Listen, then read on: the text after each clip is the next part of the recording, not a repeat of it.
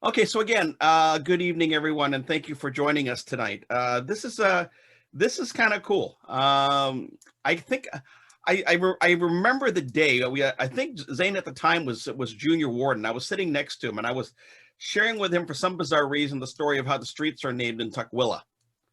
And I said, "Yeah, see, I got nothing named after me." I jokingly said, and he had made the comment, "Well, we got the McCune Library," and I'm going, "Huh?"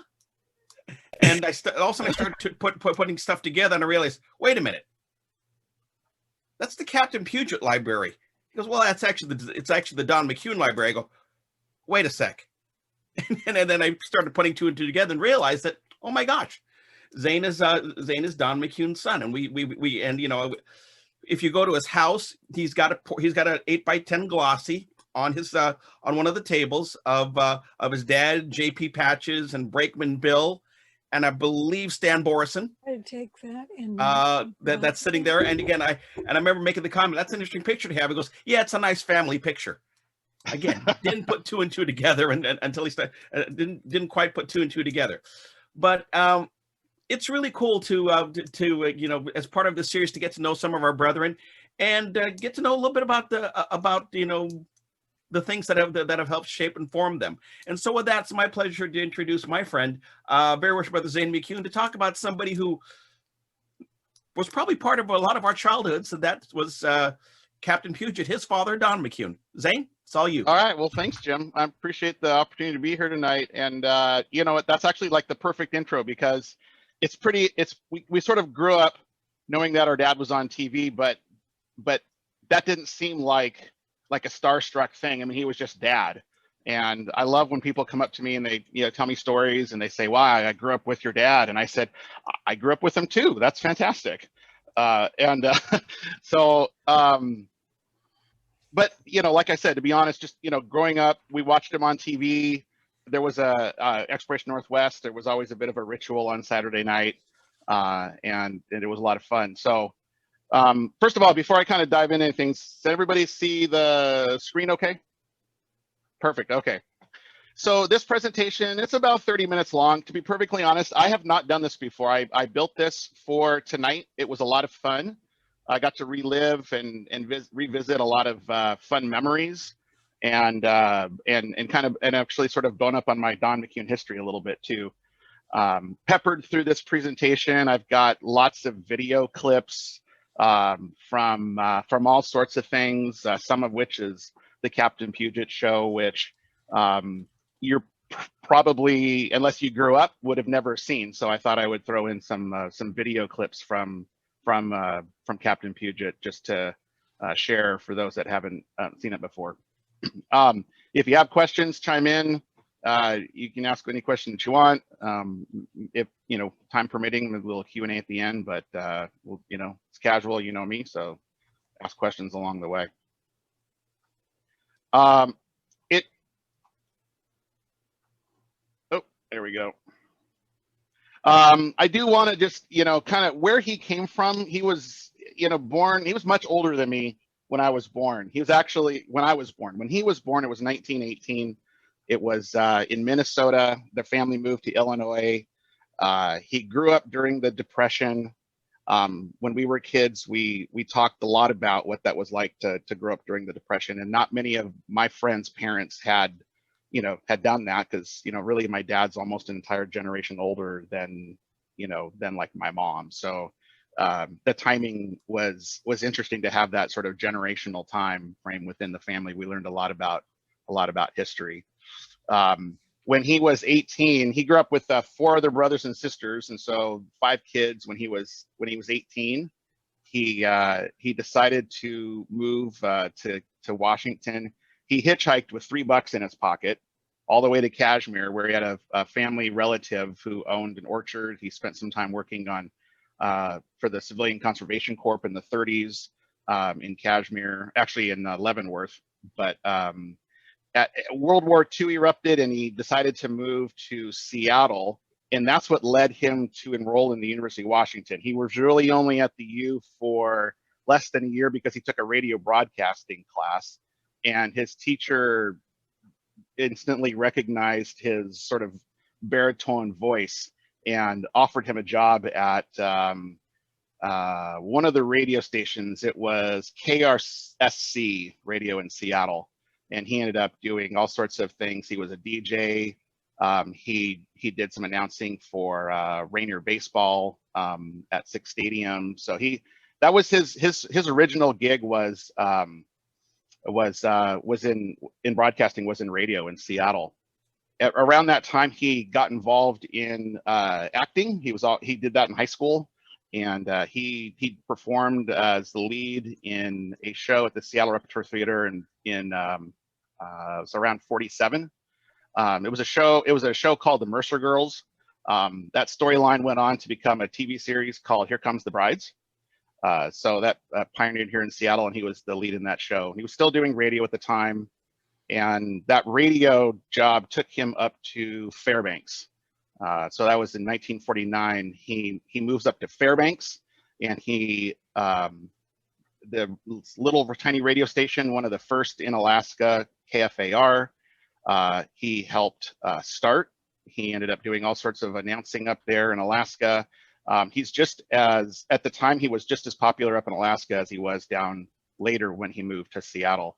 He ended up singing the Alaska flag song, which was the official recording the state used forever.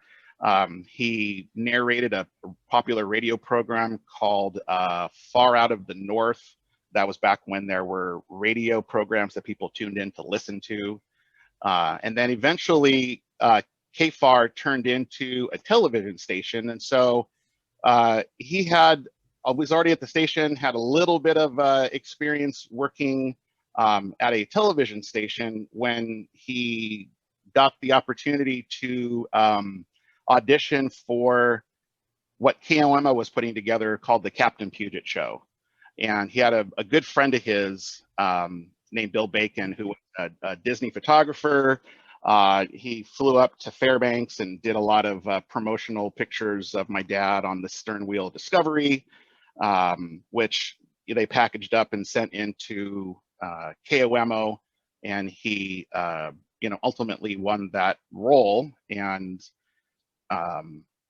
most of us haven't seen that show. It was done live. I'll talk about the one show that was recorded, but because I do have that, I have a little video clip. I have a couple of 1 to 2 minute video clips I'm going to share tonight. And this would be the give me a thumbs up if you can hear the audio. Sail ho! I look out, and what ship she be? A schooner, sir! The Windward 4! Aye, and that would be Captain Puget, loaded to the gunwales with a cargo of adventures, songs, and cartoons for his young mates.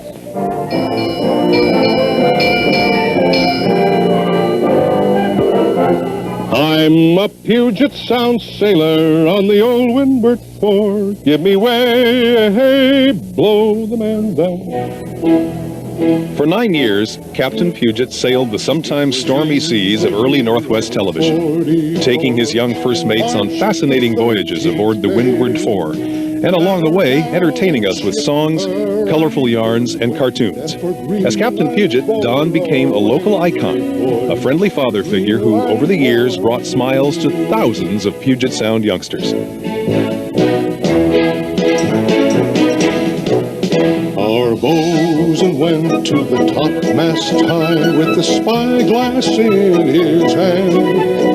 There's a whale, there's a whale, there's a whalefish, he cried. She blows at every span, brave boys. She blows at every span. Our captain stood on the quarter deck, and a brave little man was he. Overhaul on your davit tackles fall, and launch your boats for sea, brave boys, and launch your boats for sea. We struck the whale, and away he went, and he lashed out with his tail, and we lost the boat and 5 good men. I'll tell you how the horse makes the fun of it. And we never got that way, brave boys. And we never got that guys hear the audio okay? Yeah, we did. Okay. Zane, it's amazing how pipes were a big thing back then, because my grandfather, I have several pictures of him, and they all had pipes like that. But the other comment I got to make is there were several kids in that picture. Were any of them you? Nope. So good question to ask. Well, first of all, the kids. So I wasn't born until 1970. So by the time I was born, Captain Puget had been done, and he had already been on Exploration Northwest, which we'll get into in a little bit. But a lot of those kids, really, those are promo pics. It was different back then, Steve, where local celebrities would be out in the community helping to open up the, ribbon cutting of the new store. I mean, he must have been the seafaring grand whatever. I probably don't know how many times he was, but a lot of it was public appearance around whatever was being promoted. But I think another funny thing that you picked up on was the pipe. And I mean, he had that on the show. I can't even imagine what that would be like now to have a pipe. But we all grew up with them smoking and loved the smell of a pipe, and didn't have any issue with it. There's some other pictures in here that are like that. And then the other fun picture to kind of point out on here is in the bottom left-hand corner. This is actually on the set inside the Windward 4, and that is his horse Chinook. He actually did own that horse.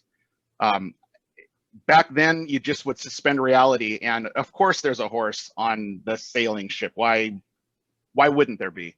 But he actually did own that horse. He bought it from a stable for $1. They said, "I'll sell you this horse for $1 if you promise to mention the stable that you bought the horse from on your TV show." And he said, "Okay."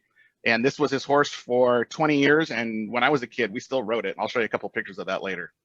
But I always thought it was funny to actually see a horse like in the in the ship. Here, I go one more shorter clip to show you. This is kind of another clip. I said, yes, I'll take the job, knowing what we're a beard, and they said, fine, we'll put you on. The format was a little bit different than the usual kid shows in that it wasn't all ha-ha and funny games and cartoons. We had to have cartoons. You couldn't be a kid show without cartoons. We decided to do an adventure format and slip it in there.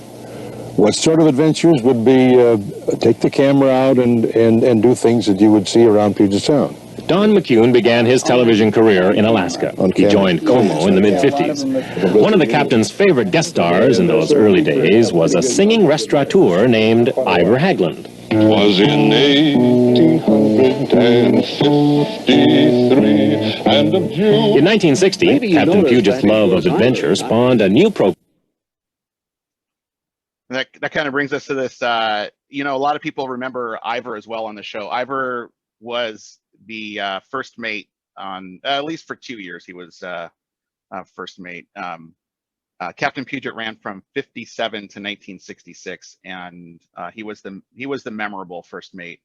And they would make public appearances together. And I've got a little very short clip of them interacting. You got to remember, this show was done live, and to be perfectly honest, I don't know how much of a script there really was. This was, television pioneering. So you hear them kind of banter back and forth. I don't really have any way of knowing whether any of that was planned or they just kind of went for it. And I suspect it was the latter, but... And his old buddy, Ivor Haglund. How long have you and I have been shipping out together here? Oh, about 17 years now. I guess so. But we've been around that long. I was going to ask you, of all the things we've done, what do you think might be the most exciting? We've done a lot of things. Well, I'll tell you what, there's a lot of things exciting around here, but only a month or so ago, right up off the coast of Vancouver Island, whaling. You're thinking the same thing I am, aren't you? Whaling. Whaling, of course. You can't even watch a whaling show on TV anymore. But, it was kind of funny. I was talking about the show being done live, and there was one episode that was recorded, which is where this footage that I'm sharing tonight comes from. And they recorded one of the episodes so they could submit it in 1958 to this national competition called the Sylvania Award. And that year it won this national award for the best locally produced children's show in the nation. And that one episode is the only one that's remaining. Our family actually owns the video rights to it, and it's been turned into a DVD. And it's really more of a collector's item. It's, it's not like it sold millions and millions of copies. It's just more of a fun thing to have in the library. He'd always close the show with the same line, "Smooth sailing and bye for now." We'll see that a little bit later on. Before I talk about the other shows, there's a little unknown trivia. My dad actually, in 1963, was invited down to Warner Brothers Studios to be part of the ABC nationally syndicated show called The Dakotas. And he appeared in the episode called Trial at the Grand Forks, and it aired March 25th, 1963. He actually had a line in the show. His line was, "How do you feel about hanging a woman, Marshall?" I'd love to see this show. It's really kind of the holy grail of things that my dad's done, because I haven't been able to find anywhere the Dakotas on tape, DVD, streaming, anywhere. And I've looked and looked and looked down the rabbit hole lots of times. And so, my quest someday is to find this, and I'm sure I'm going to have to, connect with somebody who actually works at Warner Brothers Studios who can dive into the archives and find it. But that's sort of my holy grail of my dad's work. One of the shows that he did, and it ran for 14 years, it wasn't a short show, was a show called Challenge. And it was, it's funny the way that he describes it. It brings together a rabbi, a minister, and a priest. And it's the beginning of so many jokes that we've heard over the years. And it's funny, but the show wasn't at all. It was actually a pretty serious show. It ran through all the 60s and into the early 70s, kind of a turbulent time. And the show focused on looking, this conversation between, these three religious leaders, prominent Seattle religious leaders, to find areas that they had in common and not what makes them different. And I think it was probably a little bit ahead of its time. And I frankly, in today's day and age, I wish we had more of that happening right now. But talking about religion on TV is such a volatile thing. It would never happen. But at the time, I'm sure it was a little bit ahead of its time. But religion was really important to my dad, and I've got a couple other stories to tell about that. But Challenge ran from 1960 to 1974. And then from 1960 to 1981, Como launched what was originally called Expedition Northwest, and it was part of a national move with ABC, and they had an expedition southeast and an expedition northeast, and this was Expedition Northwest. That lasted for about a year, and they didn't go on after that. But Como decided that they really liked the format, and so they kept the show and retitled it Exploration Northwest. And that's the show that everybody really knows. And the very first episode talked about the Seattle fire. After my dad passed in '93, Dick Foley, who was also a Northwest broadcaster, did a really nice show, which I'll talk a little bit more about later. But there was a clip from that. It's about a 2-minute long clip. It just kind of recounts the Exploration Northwest show. This show was on for 21 years and would go on to win 23 Emmy Awards. One of the longest shows in TV history. To cover the biggest news story that ever occurred in the city of Seattle. It's the story of that infamous day, June 6, 1889. This is right from 1989. Don's favorite program was Exploration Northwest. In many ways, it was a natural extension of his Captain Puget show. Only this program took grown-ups on voyages of discovery. A proficient outdoorsman who loved nature and animals, Don found his natural calling as host and writer of this remarkable institution, which ran for 21 years. Every Saturday evening on Como TV, Don and the crew treated viewers to a spiritual journey by air, canoe, horseback, skis, or snowshoes into some of the most beautiful and secluded corners of the greater Northwest. Don went on most of these weekly journeys, usually writing his scripts during the quiet moments, helping the crew haul film gear, eating on the trail, and singing songs around the campfire at night.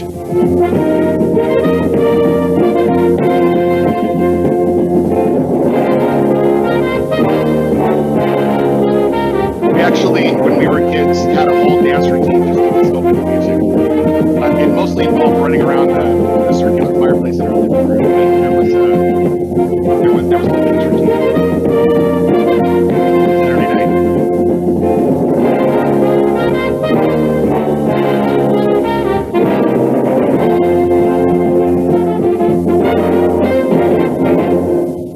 Except for the open and the close of each subject, which is scripted beforehand, usually underway. What comes in between is pretty much as it happens.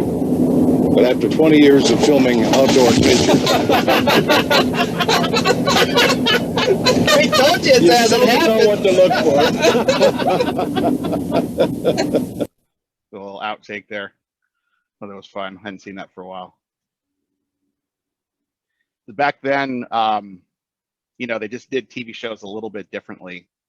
And for those of you that you're kind of looking at the dates, 1960 was a pretty busy year for my dad. He had the Captain Puget Show, Challenge, and Exploration Northwest all running that same year. So, you know, busy guy. And I think the other thing I wanted to mention, I guess this is your broadcasting week, right? Did you have Roger on Monday for the District 13? Yeah, we did. So Roger and I have known each other for a while, and I was in Spokane one year. He said, "Zane, I've got something for you. I want to meet you." And so he presented me with this book called Puget Sounds: A Nostalgic Review of Radio and TV in the Great Northwest. And he said it was from his personal library. He wanted to present it to me. It had a section in my dad on, and that was really, really special. And one of the gems pictures from that book was this picture of, it's actually a Cairo picture from Channel 7. It was JP Patches celebrating 15 years on Cairo. This was in 1973. So there's JP Patches, Stan Borison, and my dad, Captain Puget, who was now doing Exploration Northwest by then. They really were friends. They really did know each other. I had a chance to meet Chris Wheaties a couple of times, once as a kid and not know it, and then once as an adult and not know it. I never got a chance to meet Stan Borison, but I did also meet Brakeman Bill. I like this photo of the four of them, and I think Jim talked about this one. This is probably the one he saw over at my house the first time he came over. But this was done shortly before my dad passed away. It was just a promo picture, you know, going back to kids shows from, you know, this nostalgic era, and it's been kind of a fun picture. But one of the really funny stories that we heard growing up was between my dad and Stan Borison. And my dad had been going to this church, Lutheran church, Prince of Peace in Shoreline, Prince of Peace Lutheran Church. It was where I was baptized. It was where my brother and sister were baptized. I had my daughter baptized there, even though Valerie and I did, even though we didn't even go to that church. We just asked a special favor of the then pastor. But Prince of Peace Lutheran Church had the adult, you know, congregation church service upstairs, and downstairs is where they had the kids' Sunday school. And at that time, my dad and Stan Borison were both in charge of the kids' Sunday school at Prince of Peace Lutheran Church in the 60s. So you can imagine how popular that was. And what I heard stories growing up was that people would swing by and drop off their kids to the Sunday school, even though they didn't go to church there. There were more kids downstairs in the Sunday school than there were adults upstairs in the congregation. And later he would come upstairs and he would be the liturgist. But in the early years in the 60s, before I was born, it was much different at Prince of Peace. Hey, Zane. Yeah. I'm looking at this picture of JP Patches in the middle with your dad there, and I'm reminded of a story that you told me about when you know how JP would have that ICU2 TV set. Oh yeah, you want me to tell that? Please, because I find it. I find it. So it would have been 1975. So a couple of years after this picture is taken. And keep in mind, my dad and JP Patches know each other. So, you know, this was back when I was in kindergarten. Kindergarten was AM PM. So I was home and I'm watching JP Patches on TV. My dad's already gone at work and my mom's in the back and she's, you know, getting ready for the day. So this is in the morning. And you guys remember, I'm sure everybody on the, you know, if you grew up here and you're closer to my age, you watch JP Patches. And JP Patches had this big old 2-foot phone. And well, you have the barrel and the phone and the TV and everything like that. He would call people and, you know, because he'd pick a name out of a barrel and he'd read off their name and he'd call them and tell them if he won the raffle. So I'm watching this and I'm all excited and he, you know, reaches into the barrel and he just so happens to pick out this kid's name, Zane McCune. And I thought, wow, that's so cool. And he's like, well, let's just call Zane McCune on the phone and tell him that he's won. And so beep, beep, beep, beep, beep. And he's got this big 2-foot phone that he's holding up to his ear, which you'd think was a stage prop. And then our phone rang. And we weren't really supposed to pick up the phone when we were kids, but, you know, JP Patches was phoning and the phone just rang. So I ran over and picked it up and I said, hello. And this voice comes across and says, this is JP Patches. Is this Zane McCune? And I said, yes. And I go running down the hall and I'm like, Mom, JP Patches is on the phone. She's like, oh, honey, that's just a prop on TV. That doesn't really happen. I'm like, no, JP Patches is really on the phone. And she gets on the phone and, you know, hi, this is JP Patches wanting to let you know that Zane McCune won the raffle to the, you know, tickets to the circus and and it was a really funny thing. But yeah, JP Patches called me at home and I talked. That's not the only time I talked to him, but as a kid, that was the time. That was my early JP Patches story. Dude, that's an incredible memory. Do you know how many days I sat in front of that damn TV hoping he would call me? Yeah, right. I know. Also, it was only later that my mom's like, you know, come on, he and your dad knew each other. Of course, he was going to phone you at some point. Oh, okay. I sat with him at the local when we were a little older and we could behave ourselves and dress up. We went to a local National Academy of Television Arts and Sciences. This is the award show where they present the Emmy Awards. And he, you know, when Chris Wheaties is not wearing his JP Patches makeup, you don't know it's JP Patches. And I sat next to him all night long. And didn't know it, and then they get up. Then they announced that Chris Wheaties is going to come up and present the next award. And I'm sitting in my chair, and I've got my feet, you know, kind of stretched out all the way. And this man stands up next to me and trips over my legs as he goes up to the stage to give the award. It was JP Patches I'd been sitting next to all night as a 19-year-old, and I didn't even know it.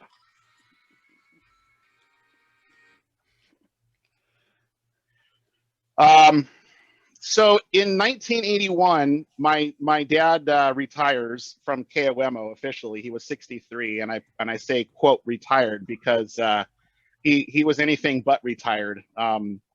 For the next 10 years, immediately right after he retired, he wrote and published a book entitled Washington. The cover's up in the top right. It's a big coffee table book. They don't really do books like that anymore. The photography is amazing. The publisher had a hell of a time taking my dad's script and turning it into a book, because you got to remember, after 21 years of my dad writing in script form, where there were 30-second sound bites and there was time in between, his script for the book was really like a script. It needed an editor to kind of put it into book form. He started a company called The Professionals. He wrote a book and then he shelved it. It was called Trail to the Klondike. We didn't know this at the time. He had written this whole book, and away into the desk it went. We didn't find it until after he died. And my mom called the Wazoo Press and had them publish it. But he actually wrote a second book that we didn't know about until much later. He was busy. He served as the Academy of Television Arts and Sciences president of the Northwest chapter. he helped start a troop, Boy Scout troop that we were all members of, and he was the scoutmaster of that. Every Saturday he was down at the Hollywood Hill Saddle Club, and as the announcer for the Saddle Club shows. And every Sunday he was the liturgist at the church, and he recorded a couple of albums, and he made lots of public appearances. And that's why I say, kind of, he wasn't really retired. He was actually busier, doing all these other things. But it was a lot of fun growing up with him, because at the time he retired, I was actually only 11 and in 6th grade. And a lot of times he was home and would ask me about my day. And then when he wasn't home, he was gone, and he was gone a fair amount still. But I never got the impression that it was, I knew he was out helping people, helping the community, helping organizations, be better. And it was a demonstration to me that life isn't about sitting at home waiting for a moment's notice, to necessarily help with homework, although as important as that is. He was an example to me about being involved in the community and making the community a better place. And I, learned a lot, and that influenced me a lot. I have another little short clip. It's about a minute long, but this is kind of a fun one too. The idea of having the whole Northwest to play in, whatever you wanted to do that would be of interest to the outdoors person, and that takes in so many people in this part of the country. What took place forms the basis for a dramatic two-part adventure in which McKinley again lives up to its reputation. And the only technique which counted was the one of staying alive. These days, Don stays close to his Woodinville home, a log house that he and his wife built 12 years ago. The McCunes keep 4 horses, including an old TV veteran named Chinook. So he's retired. He can't see now, but he can sure eat. Does he miss the old days? I'm sure that I would be lying to you if I said I didn't. But there are times I'm out there digging in the garden or taking care of the horses where a float plane flies overhead, and part of me goes with it, because I know where that dude's going. I know what he's going to find when he gets there, and I get to thinking, oh boy. Well, I mentioned scouting as an important part of our family. Scouting was just as important to us as the McCunes, as the Masonic bodies are to a lot of families that we know. And it was definitely a family affair. My dad became a tenderfoot scout back in 1931. He was 13 years old at the time, and I think that was probably when he discovered how much he liked hiking and camping, and I am sure that it set him on his way that eventually led him to Exploration Northwest. And then when I was 13, he and my mom, I started a Boy Scout troop, 422. We originally had joined 421. It was huge. It was growing. It was too big. And so we needed to split off and start another troop, which quickly also got to, 30 kids. And so that happened when I was 13. He would go on to become the scoutmaster of the troop. That was kind of the late 80s and early 90s. But we frequently went on, it was a very active troop, camping once a month. And frequently we went to sites that he had filmed at. And so the troop meeting right before, we would watch part of the show, and we'd get to, kind of learn a little bit about the area. And then the next weekend, we were off and hiking out to that area and camping overnight. So, the format was really, was pretty cool. And then, for those of you that are wondering, yes, I was a Boy Scout, made it to Eagle Scout. That's a picture for me when I was 17 in my flock of seagulls hair at the time. But nice, very nice. Right, Look at all those merit badges, dude. You look awesome. Right, that was just before my court of honor, which we were holding on my dad's birthday. So I still had my Life Scout badge on, but I was getting my Eagle that night. Hey Zane, what was your Eagle Scout project? I ran I coordinated with the Puget Sound Blood Bank to run a blood drive. And that was mobilized the kids in the troop that were available. But at the time, we had switched and we're going to a Lutheran church that was closer to our house, and kind of winding down a little bit later in retirement for him. And so we coordinated to have the blood drive at that Lutheran church. The funny thing about that story was, you know, you have all these people, the Puget Sound Blood Bank bus, you know, pulls in, they bring all the stuff out. There's all these stations set up in the church.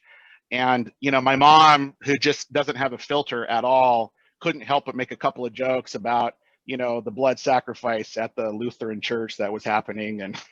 And so, but that was my project. Dude, I love that hair, man. That's just, I'm so glad I saw that picture.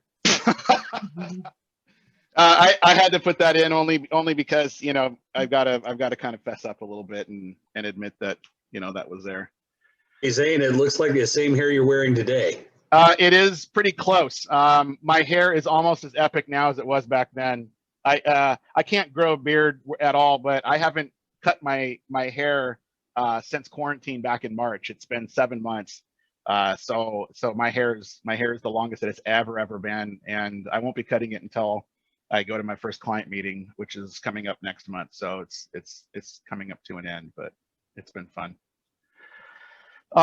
You know, I didn't know how much to really kind of talk about this part, because when we were growing up, like I said, he was just dad. And in fact, you know, I remember my mom telling us, you know, your dad's on TV, please don't make a big deal about this at school. You know, it's going to sound like you're bragging or something like that. And honestly, we had no idea what the hell she was talking about. We actually didn't know that was that big of a deal. And we figured some of our other friends had dads in their TV shows. I mean, it was really not that, you know, not that big of a deal. But over the years, we just had, you know, it's so fun to hear from so many people and the influence that he had, whether it was Captain Puget and some adventure, or was Exploration Northwest. And, you know, this guy would be, you know, go on to become the editor of a boating magazine. And this guy would, you know, turn out to be the director at an Anchorage place and the director of this radio station. It just, there's a scholarship named after him up at the Evergreen State Fair. I even, like, a couple of years ago, ran across a Captain Puget fan page that I had on Facebook. I had no idea it was there, and I'm like, huh, I'm gonna join it. And that was a lot of fun, because they all got excited when I when I joined and said, you know, here's a couple of pictures from, you know, when we were kids and and they all asked a bunch of questions, and clearly he just had an influence on people that kind of lasted, you know, throughout their life. And I love hearing about that, because to me it keeps the, you know, the memory of him alive for me. So, you know, I never tire of hearing stories about him. I've heard some pretty crazy stories, you know, when he was single, and I met one of his drinking buddies back in the day, and like all sorts of fun stories that you know, that are out there, and I just enjoy it all. He passed away in '93 really quick. It was a few months after he turned 74. We didn't know at the time, but he had made one more appearance up in, it was 11 days before he passed away. It was up in Fairbanks, where he'd been invited to speak at a native Indian and Eskimo celebration. And he had come back and had complained about not feeling well, and had been admitted into the hospital, and really just a couple of days later he had passed. And we weren't ready for it all, like anybody, of course, but there was such an outpouring when people found out that he had passed away. And so we had two memorial services. We had the public one. We held that at Museum of History and Industry. That was attended by nearly 1,000 people. My brother and sister and I all performed on, you know, for everybody, the song Dan Fogelberg's Leader of the Band. It was a pretty emotional day. And then we had a private burial ceremony at this little community cemetery in Woodinville. And it was kind of cool. We had it jointly officiated by, at the time, our Lutheran pastor. He was there. And then the great grandson of Chief Seattle performed the Duwamish Indian burial ceremony for him as well. He had befriended him, and they knew each other just, you know, locally.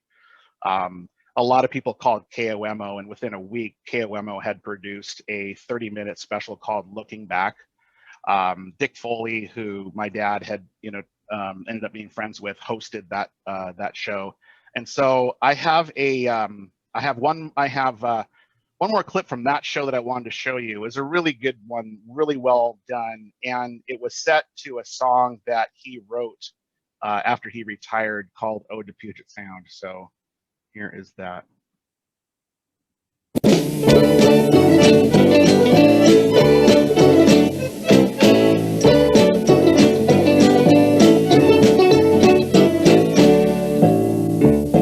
As happy as a butter clam when tides are high, I sing a grateful ode to Puget Sound, the land of everything. I love it from Tulalip, from Puyallup, swim and fish, and to the Dosey Wallops where so many times I've fished.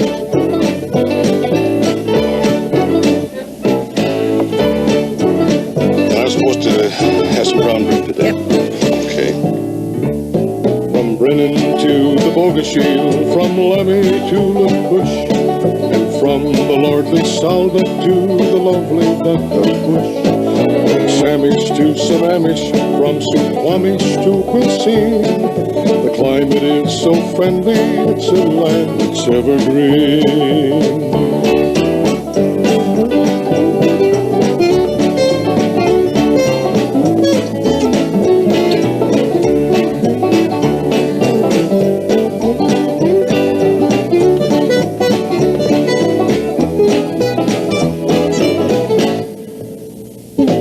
Skimacum and Stillicum, where spouts the gooey duck, the singing still of Guamish and the swirling skookum chuck, and Beauclips and Copalis, where the razor clams abound.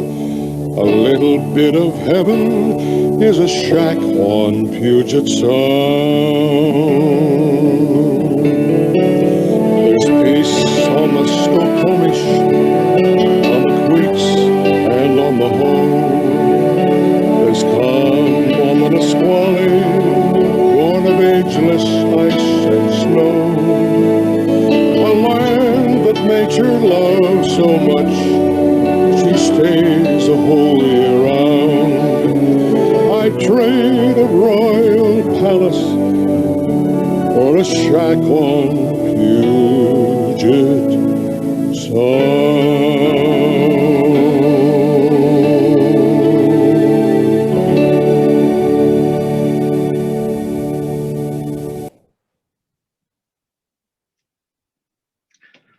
So this is where we kind of wrap up the presentation tonight. His tagline at the end of every Captain Puget show, which is etched onto his headstone at the cemetery, is "Smooth sailing and bye for now." And this is what it looked like when he did this. Until then, I got just one more thing to say to you: smooth sailing and bye for now.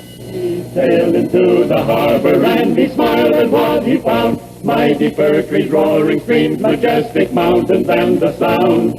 His name was Captain Puget, he was brave and kind and strong. Captain Puget is his name. And that's my presentation tonight. Hey Zane, I think you made a mistake by buying a travel trailer. You should have bought a boat. Right? That is just awesome. Very Zane, cool, brother. Very cool. My favorite song that your dad did was something that you and your brother did at your installation, and I love the story behind it. Would you be so kind to share that story again? The story of the of Christmas tides, of doing it at the installation. Yes. Yeah. Let me here. Let me. I'm trying to. Okay, wanted to get that.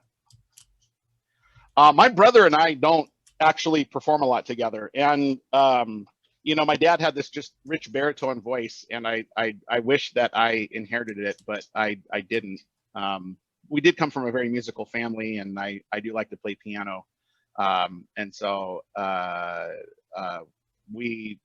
my brother and I don't have a clip of that song, Jim. I'm sorry, I would have played it if I did. No, I don't have a clip of it either. So I just remember it was incredible. It was an incredible thing to watch. Yeah, I did. We don't play a lot together, and when we do, somebody's usually on standby to record it because it's pretty far in between, just logistically and all sorts of other reasons. So I played the piano, and he brought his guitar down and sang, and we did a song for everybody at my installation. It was a pretty special moment. I'm sure there's a recording of it somewhere. Now, if memory serves, you were telling me that you had revisited that. You would when you had first heard the song, you had heard it one way, and then when you revisited it, it was like it took on a whole completely different meaning. I think that's from. I remember what you're talking about. That had more to do with having not ever actually performed it before. That was, I've heard it lots of times, but when you perform something and listen to it, it sort of entered into me a little bit differently. And as things do, and this one was no exception. So my brother and I had some private teary-eyed moments during the practice of that. So I'm dying to hear from Valerie to know whether she agrees with all that you've spoken. Oh, definitely. Yeah, it's good to hear all these stories again. And Zane has a much better voice than he admits to. Yeah, I thought so. There's actually a clip of Zane. There's actually a clip of Zane singing at a rainbow installation. So yay! That's still circulating the internet. That's the lovely thing about the internet is things like that never really go away. But actually, I do have a clip, Zane, of you and your brother performing at one of my events, and I'm gonna share it on the face on my lodge Facebook page when I find it. Okay. It was you bringing your classical sensibilities, your brother bringing his rock and roll sensibilities to In Your Eyes. It was awesome. Oh. It was awesome. You're all gonna. I'll post it later on tonight. You'll agree with me. It was an awesome thing to see. Despite the fact that I was the one that went to college on the music scholarship, my brother, who didn't do any music in college, he was the actor. He's actually quite the singer and performer, as is my sister. Ivor Haglund was your dad's first mate. That didn't last long, did it? Well, he was pretty busy with Ivor's the restaurant too, and he wasn't the first mate. There was another guy named Salty who was the first mate, and then I think again it's sort of just just as things change. And I think what I remember hearing was that Ivor was the first mate for a couple of years. For all I know, that they did that for a promotional thing to promote the Ivor's restaurant. I mean, I don't really know at the time, but I did get some really cool photos of Ivor and my dad, and a couple of them I used in there. We have a really good friend who works and manages the accounting group for Ivor's, the corporation, and she found out that my dad was Captain Puget, so she calls their marketing department, who went into the archives of old Ivor pictures and dug out a couple of Ivor and my dad, and she sent them to me out of the blue. It was pretty cool. Some of those two pictures I hadn't ever seen before. Very cool. So I want to open it up to anybody, because for some of us we got to relive a little bit of how we spent our Saturday evenings watching Exploration Northwest. But anything from anybody? Zane, I just a very cool presentation. What an experience it must have been to grow up knowing that your dad was performing as Captain Puget. My growing up, TV programming, especially in the morning, consisted of Yogi Bear and Huckleberry Hound. Not that there's necessarily anything wrong with that, but to see your dad performing like that must have been a real kick. Well, I never got to see him perform as Captain Puget because the dates didn't match up. But and he is, as he explained on an interview, you can't have a kid show without having some cartoons on it. I know he had Space Angel. I know that the Three Stooges would be a show, but these were little 2 or 3 minute cartoon episodes within the 30-minute show. I think I remember Dutch Cargo.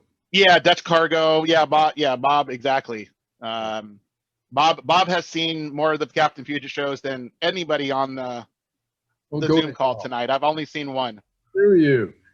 No. Believe me, I think I was that's going to say that's an awesome you're thing. dating him there, buddy. That's an awesome thing. I'm envious.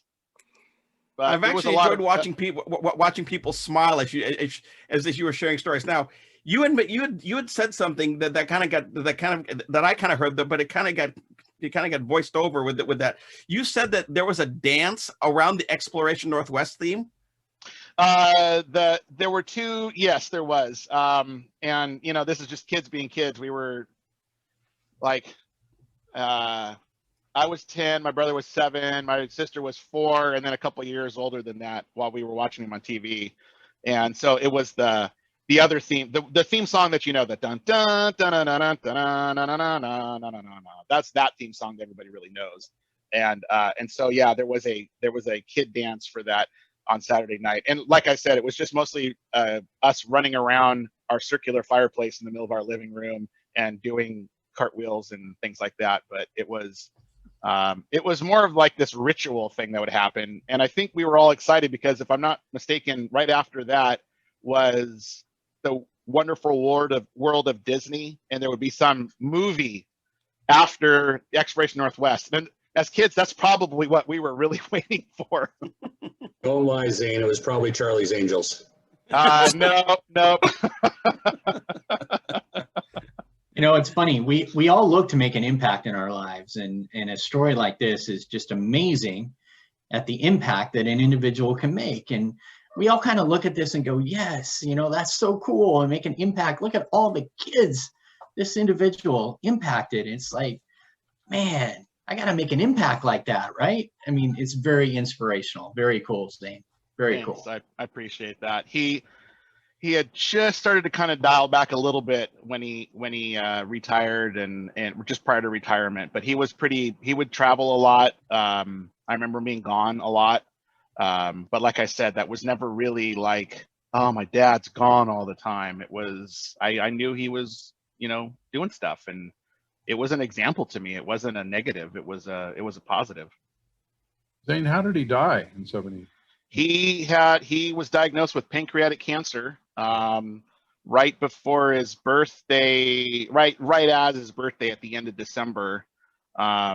He went in. He was feeling a little sick, and he went in, and that was the diagnosis. It was stage 4. I mean, it already was there, and 3 months later is all it took, which probably was a blessing that it went fast and not a slow, long thing. But the night before he died, he was at home. We had done hospice, and he was at home, and over the course of that week, so many people came to our house to visit and tell stories. And then the final night, we had this huge, like, musical send-off. I guess it's not music. It's not a McCune event unless there's music there. And it was just like a whole musical night. We were singing Captain Puget songs and other songs, and then that night he slipped away when we all went to bed. So I mean, in hindsight, I'd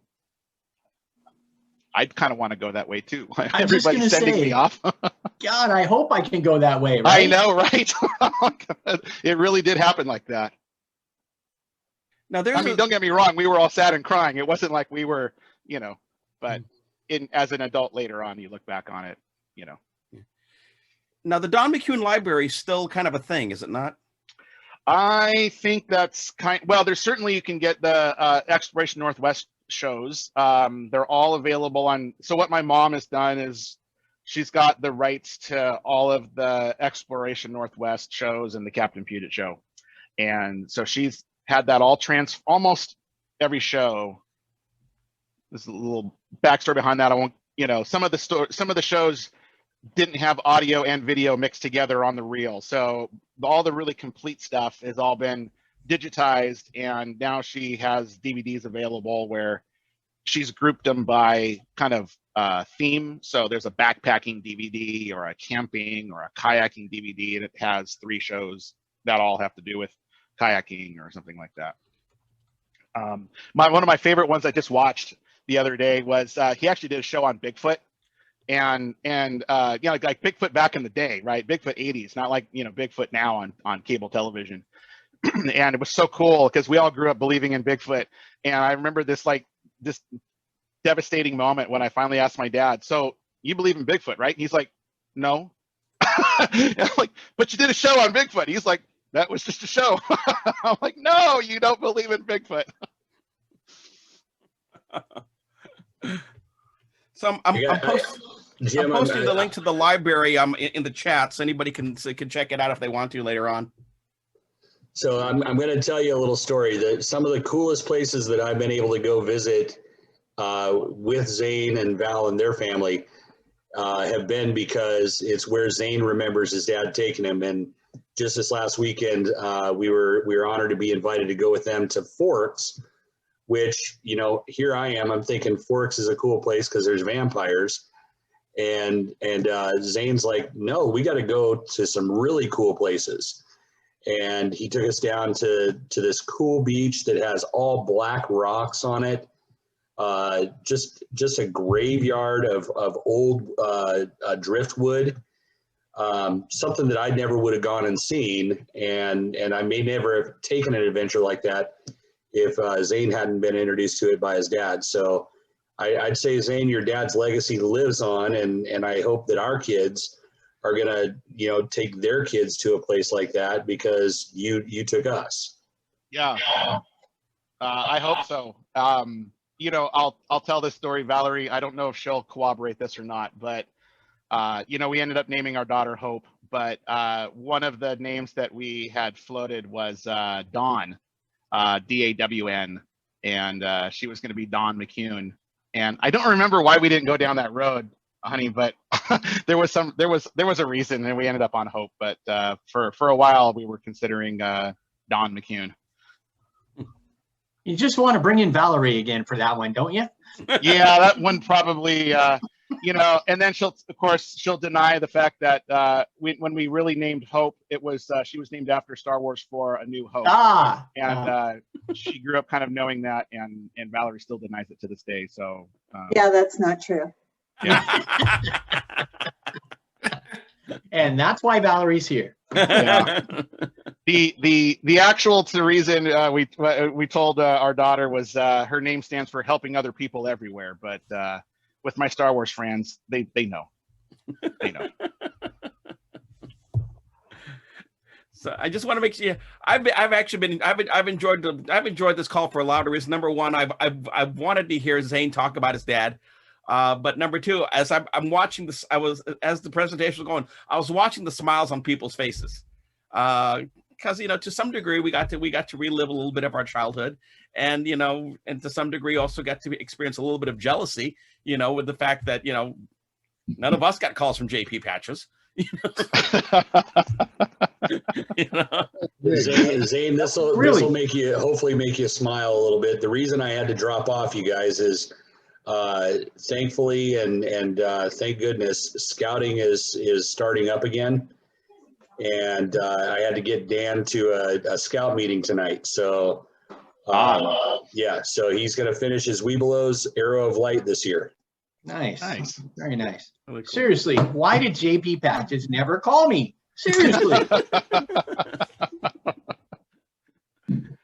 I thought that big old phone was just a big prop. I mean, I don't know how you talk into a big thing, but they had rigged it up. They really had. You guys remember it was like this big, and he would be like, I'm going to live my moment through you, Zane. That must have been very cool. Vicariously through me. Well, I came in late, but I'm looking forward to seeing the whole recording. So. What was that? I was saying I came in late. I'm looking forward to seeing the entire recording once it's available. And learning a little bit more about your dad and the shows that he did. Well, thank you. I appreciate the invite to do this. Like I said, this was the first time I did this. I didn't have a presentation on my dad. I did this because Jim asked me to, but it was fun to do. A kind of a labor of love. I knew where a lot of this stuff was, but I haven't really ever, you know, like assembled it in any kind of way. So it was fun to do. Appreciate the opportunity to bring it for you guys tonight. Absolutely.